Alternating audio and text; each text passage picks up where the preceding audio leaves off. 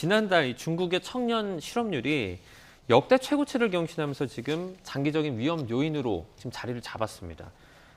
지난달 소비, 생산, 투자 모두 좀 예상치를 밑돌면서 중국의 어떤 경기 회복에 좀 먹구름이 낀다 이런 분석이 나오고 있어요. 네, 그러니까 중국의 소비 지표인 5월 소매 판매를 보면 전년 동월 대비 12.7%거든요. 네. 상당히 좋습니다. 10%가 네. 넘는데 네. 근데 예상치에는 상당히 못 미치고 있고요. 투자도 전년 동월 대비 4%, 생산도 플러스 3.5%.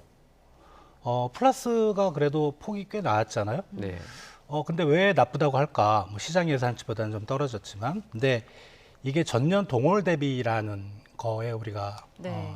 주목을 해야 되는데, 이게 1년 전 대비거든요. 네. 1년 전에 중국에 어떤 일이 있었냐 하면 상하이 도시 봉쇄가 있었습니다. 네. 그때 2분기 성장률이 플러스는 나왔는데 0.4%인가? 네. 그 정도밖에 안 났어요. 네.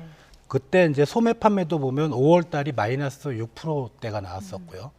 그럼 이게 기저효과가 크게 작용했다는 거거든요. 사실 그 기저효과를 감안하면 소매 판매가 훨씬 더 높게 나왔어야 된다. 네. 그러니까 중국 경제가 지금 상당히 좀 안 좋다는 거고요. 특히 5월 수출 같은 경우는 전년 동월 효과를 감안해도 마이너스 7.5%가 나왔어요. 그렇다면 중국이 내수하고 수출이 상당히 안 좋다. 이게 결국은 고용시장에 영향을 미치고 뭐 우리나라도 그렇지만 고용시장이 나쁘면 기존의 인력도 구조조정을 하지만 새로 채용하는 인력을 계속 스탑을 시키거든요. 네. 그러니까 청년 실업률이 상당히 높아지는. 그래서 중국 경제가 지금 봐서는 상당히 좀 위험한 국면으로 가는 게 아닌가 그렇게 예상이 됩니다. 네.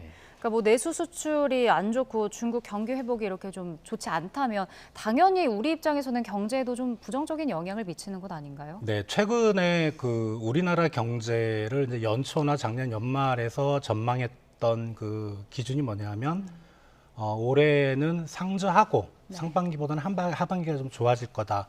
이렇게 많이들 전망을 했고 저도 그렇고요. 네. 근데 그 근거는 뭐냐면 중국의 리오프닝이었거든요. 작년 12월에 중국이 제로 코로나를 포기하고 경제를 완전히 개방을 했는데 지금 벌써 6개월이 다 돼가는데 효과가 안 나오고 있어요, 제대로. 네. 그렇다면 중국이 어려울 거고 그럼 결국은 중국하고 뭐 교역이나 투자로 해서 많이 엮여 있는 우리나라 경제도 어려울 거다. 그래서 요런 그 중국 지표가 최근에 나빠지는 이 포인트 때문에 기존 상저하고에서 상저하저로 많이들 지금 좀 비관적으로 전망들이 우리나라 경제에 대해서 바뀌고 있습니다. 네.